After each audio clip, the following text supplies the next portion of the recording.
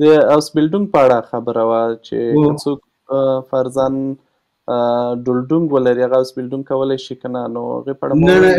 هیڅ کوم که څوک ډولډونګ ولري هر شی چې څوک ولري هغه ته هیڅ مشکل نشته. هاوس بیلډونګ هر یوازې څوک کار کولی شي. فضا مهمه ده. ما خپله ډولډونګ درلودی، په هغه ډولډونګ باندې ما هاوس بیلډونګ شروع کړی او اسنادو ته کولای هیڅ شي مشکل نشته. یعنی هغه کېږي ملاتړ یې کېږي څوک چې هاوس بیلډونګ کوي هم ورته بیا د دولت اهمیت او ارزښت ورکوي. پخوا خو ډیپورټ و، د ډیپورټ نه هم نه خلاصېږي نه او نه هم په ټولنه کې اعتبار لوړي کړي او د ادغام دپاره دلته انټګریشن دپاره بیا ډېر ښه دی. او آینده کې که بیا اسناد ترلاسه کوي مثلا دایمي اسناد یا تابعیت د جرمني د هغې دپاره ورته ډېر ګټور دی، په لږ وخت کې ترلاسه کولی شي. نو دې ته ورته ډېرې ګټې لري او ډېر مهم شی دی هاوس بیلډونګ.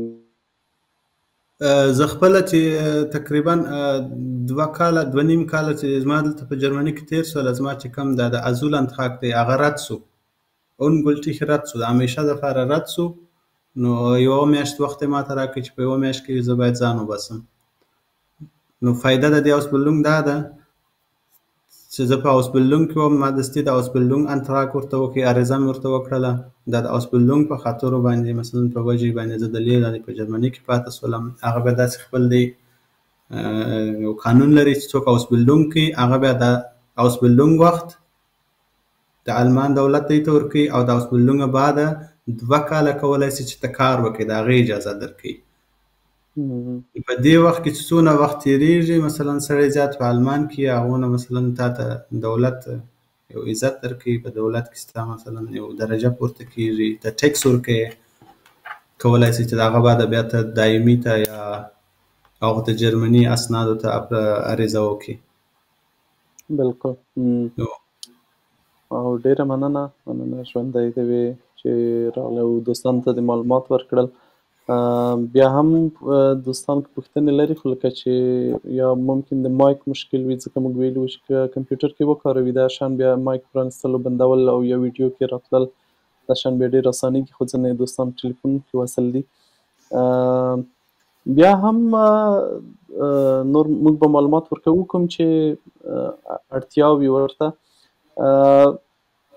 که چېرته څوک غواړي هاوس بیلډونګ وکړي د اوله سره او مثلا د عمر یې لوړ وي مکتب ته نه وي برابر د هغوی لپاره بیا څه چانس شته داسې کوم حد هم لري د هاوس بیلډونګ کړل د عمر کچه هم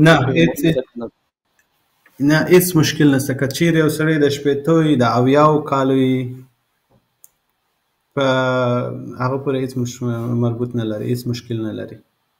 هر وخت کولی شي هر وخت کولی شي. صرف اکثره داسې دي په اکثره کمپنیانو کې مثلا ته ځې ډاکټر ته یو ټیسټ کوي د سترګو د اعصاب ستا کوم چې د بدن پښې لاسونه زړه هغه ټیسټ کوي چې هغه دې فعال وي، هیڅ مشکل نشته. صرف دا دی مثلا باید سړی وویني، سړی لیونی نه وي، کار وکړي صحیح بس صرف دا دی چې دا دی. او بل دا دی کوم چې هاوس بیلډونګ کې بعد خامخا د یخچال په کار کې لیسنس ته ډېر زیات ضرورت دی. باید هر څوک چې د هاوس بیلډونګ وکړي لیسنس باید ولري، یا مخکې ولري یا باید هاوس بیلډونګ چې ختم شي د هاوس بیلډونګ در ختمېدو پورې باید د لیسنس ولري. او ځکه چې که غواړي کار وکړي مختلفو ځایونو ته به ځي که نه. اوس موږ کار چې دی موږ په کمپنۍ کې کار نه کوو، یو ورځ 1 ساعت 1.5 ساعت هېڅ وخت موږ په کمپنۍ کې نه یو، موږ نورو شرکتو ته ځو. په خپل شرکت کې موږ هېڅ وخت نه یو، صرف سامان راخلو یا یو ترمین یو کار د صاحب کار سره کمپنۍ ته ځو، شرکت ته ځو، هغه بعد موږ د خپل شرکت سره هېڅ کار نه لرو. ته خپل موټر لرې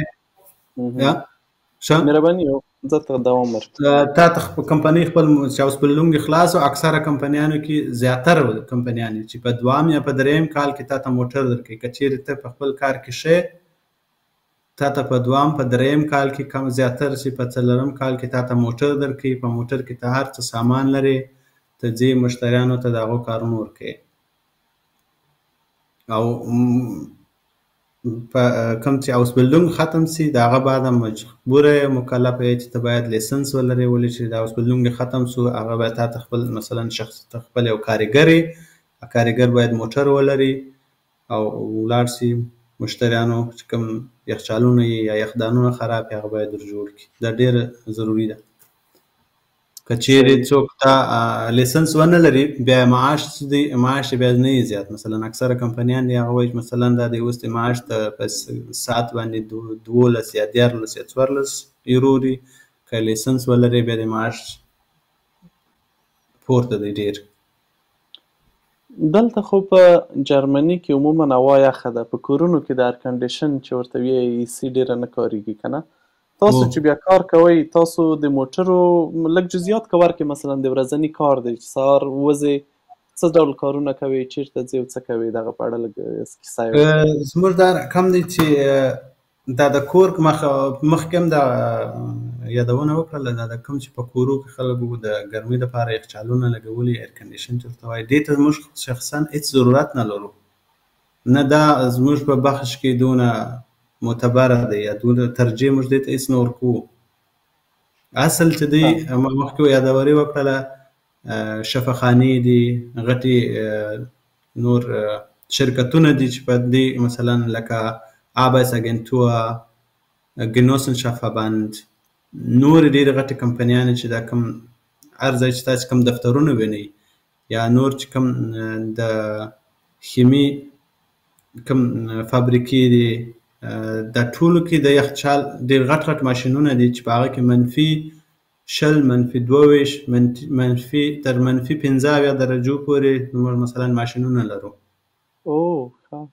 بیا کوم چې د کوم اشپزخانې دي په هر بخش کې چې اشپزخانه ده په هغه هر اشپزخانه مثلا 3-4 یخدانونه لري، 0 تر 15 درجو پورې، او کوم چې د غوښې دي یا نور کوم خوراکي مواد دي هغه باید په -18 تر -22 درجو پورې باید دا په هغه کې پراته وي. دا کوم یخدانونه چې یخچالونه کوم ماشینان چې دي کلټ ورته وایي دا باید یخ سي. که چیرې دا یخ نه سي دا چې 10 درجو -10 درجو ته هم راسي دا خرابېږي. دا باید آخري درجې باید تر -18 کم را نه سي، -18 تر -22 پورې. مطلب زه سهار د دې کور څخه موږ اکثره وخت چې کوم زموږ د مشتریانو ته ځو یوه ورځ یا یوه تا 15 ورځې مخکې د دې څو معلومات موږ ته په ولیږي، په ایمیل کې راته راځي. هره کمپنۍ مختلف حساب و کتاب لري.